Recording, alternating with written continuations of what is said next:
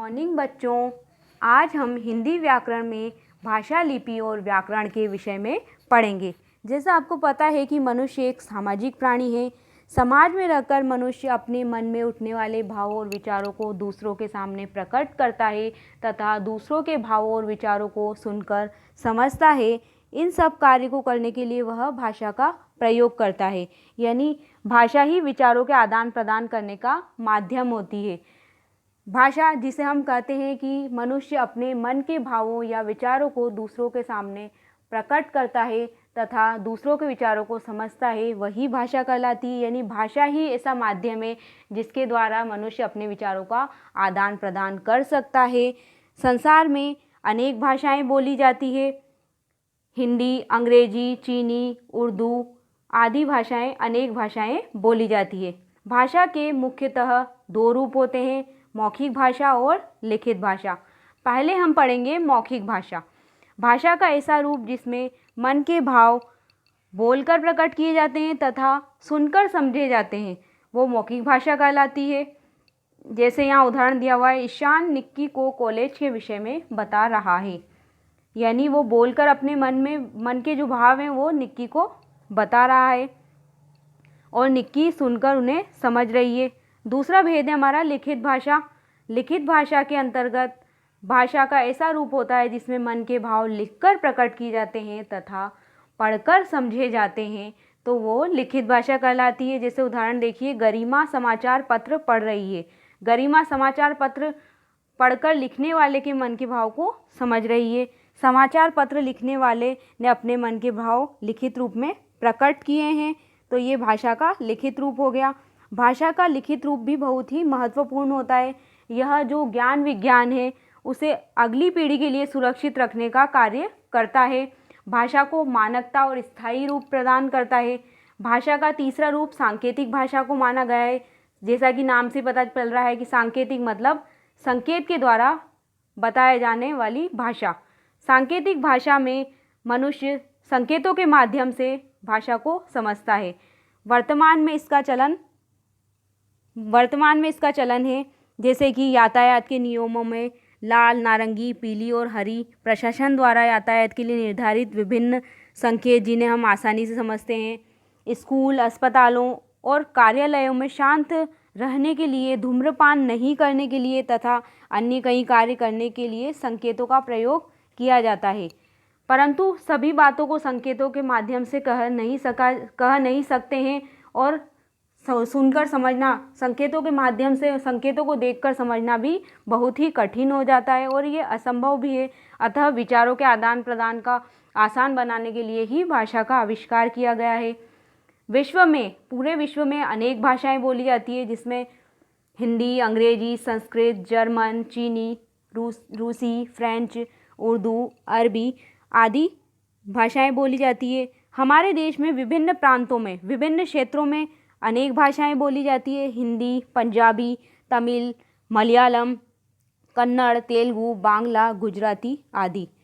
आगे हम पढ़ेंगे मातृभाषा। मातृभाषा मतलब होता है जो भाषा सबसे पहले परिवार से बोलना सीखी जाती है, वो मातृभाषा कहलाती है। यानी बच्चा जिस परिवार में जन्म लेता है, पलता बड़ा होता है, उस परिवार में जो भाषा बोली जाती है, यानी जिस भाषा को सबसे पहले सीखता है, वह भाषा बच्चे की मातृभाषा कहलाती है। राजभाषा, आगे हम पढ़ेंगे राजभाषा। भारत की संविधान सभा ने 14 सितंबर 1949 को हिंदी को भारत की राजभाषा घोषित किया था। इसलिए प्रतिवर्ष 14 सितंबर को पूरे देश में हिंदी दिवस के रूप में मनाया जाता है। यानी हिंदी को मान्यता प्राप्त हो गई थी 14 सितंबर 1949 को, राजभाषा घोषित कर लिया गया था इसे। हिंदी की उपयोगिता, संस्कृत से लेकर पाली, प्राकृत, अपभ्रंश आदि सोपानों से, यानी एक के बाद एक सोपानों से निकलती हुई हिंदी आज पूरे भारत में, समूचे मतलब पूरे भारत की संपर्क भाषा बन गई है। हिंदी का विकास अनेक रूपों में हो रहा है। यह सामान्य प्रयोग की भाषा, राष्ट्रभाषा, राजभाषा, साहित्यिक भाषा और अंतर्राष्ट्रीय भाषा के रूप में प्रयोग में ली जा रही है। हिंदी अपने देश में प्रथम भाषा और द्वितीय भाषा के रूप में पढ़ाई जाती है। हिंदी भाषा का क्षेत्र उत्तर प्रदेश, हिमाचल प्रदेश, हरियाणा, राजस्थान, मध्य प्रदेश, बिहार, उत्तराखंड, झारखंड, छत्तीसगढ़ राज्यों तथा दिल्ली एवं अंडमान निकोबार द्वीप समूह तक फैला हुआ है। पंजाब, महाराष्ट्र, गुजरात, पश्चिम बंगाल आदि राज्यों में यह संपर्क भाषा के रूप में प्रयुक्त की जाती है। हिंदी को विश्व की वैज्ञानिक भाषा के रूप में माना जाता है। यही नहीं, हिंदी सीखना भी बहुत आसान है। हिंदी की वर्णमाला जो कि 50-55 वर्णों से बनी होती है, उससे पूरे संसार की भाषा को बोलना सीखा जा सकता है। यानी हिंदी वर्णमाला, हिंदी की पूरी वर्णमाला अगर सीख ली जाए तो उससे हम पूरी भाषा को, पूरे विश्व की भाषा, अलग अलग भाषाओं को सीखने में हमें मदद मिल सकती है। आगे हम पढ़ेंगे लिपि। लिखित भाषा में प्रत्येक ध्वनि को व्यक्त करने के लिए कोई ना कोई चिन्ह होता है जिसे वर्ण कहा जाता है। यानी भाषा का सबसे छोटी इकाई जिसके की और टुकड़े नहीं किए जा सकते, वर्ण कहलाती है। भाषा का बोला और लिखा गया रूप भी वर्ण कहलाता है। तो जो ध्वनि चिन्ह होता है उसे हम वर्ण कहेंगे। भाषा में वर्णों की जो बनावट होती है, यानी बनाने का जो तरीका होता है, अर्थात उनको लिखने का जो ढंग होता है, उसे लिपि कहते हैं।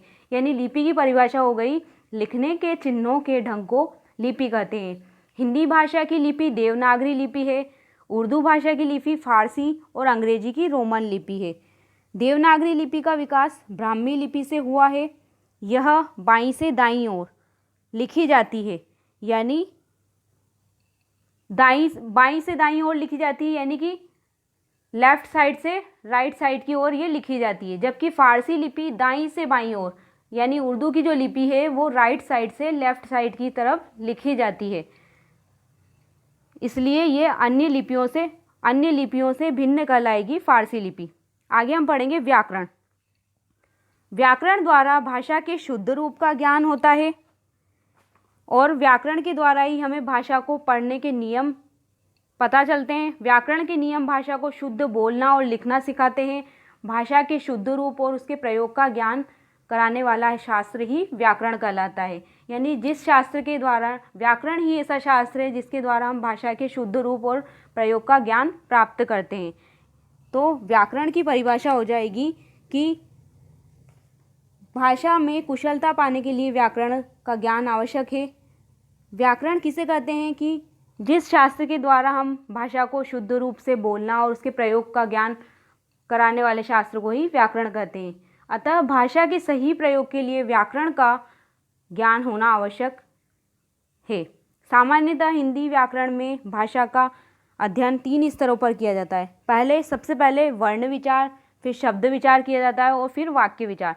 वर्ण विचार यानी कि सबसे पहले व्याकरण के इस विभाग में वर्णों के स्वरूप, यानी किस तरह का उसका स्वरूप है, उसकी बनावट है और उसके कितने भेद हैं, उसके विषय में पढ़ा जाता है। फिर इतना अध्ययन करने के बाद हम शब्द विचार की तरफ चलते हैं। फिर शब्द के बारे में हम विचार करते हैं। व्याकरण के इस विभाग में शब्दों के स्वरूप, यानी शब्दों का बनावट किस प्रकार की है, उसके भेद प्रकार कितने हैं, लिंग वचन आदि पर विचार किया जाता है। फिर आखिरी में, अंत में वाक्य विचार के बारे में पढ़ते हैं। इस विभाग में वाक्य रचना, यानी किस तरह से वाक्य को बनाया जाए, वाक्य की रचना की जाए, विराम चिन्ह किस प्रकार के लगाए जाएं, किस तरह का मन का भाव है उस तरह के विराम चिन्ह लगाए जाएंगे। तो ये वाक्य विचार के अंतर्गत आता है। इन तीनों स्तरों पर व्याकरण का अध्ययन किया जाता है। हिंदी व्याकरण में भाषा का अध्ययन इन तीनों स्तरों पर किया जाता है। आगे हम पढ़ेंगे साहित्य। ज्ञान के संचित मतलब इकट्ठा किया गया। लिपिबद्ध यानी लिपि से बंधा हुआ। कोश मतलब होता है भंडार या खजाना। ज्ञान के संचित लिपिबद्ध कोश को साहित्य कहते हैं। साहित्य का सामान्य अर्थ गद्य मतलब होता है गद्यांश, जिसके अंतर्गत कहानी, निबंध, लघु कथा, नाटक, एकांकी आदि आते हैं। पद्य मतलब होता है पद्यांश, जो कि कविता और गीत की रचनाओं से लिया जाता है। इन्हें विधा भी कहते हैं। पद्य में गीत और कविताएं होती है। एक भाषा को जानने वाला व्यक्ति दूसरी भाषा को जानकर उसे शीघ्रता से और कुशलता से सीख लेता है। इसलिए साहित्य जो है उसमें सारा ही ज्ञान, यानी जो कवि है, लेखक है, उसका सारा ही ज्ञान निहित होता है, समाहित होता है, सारा ही ज्ञान इकट्ठा होता है। तो इसीलिए ज्ञान के संचित लिपिबद्ध कोश को साहित्य कहा गया है।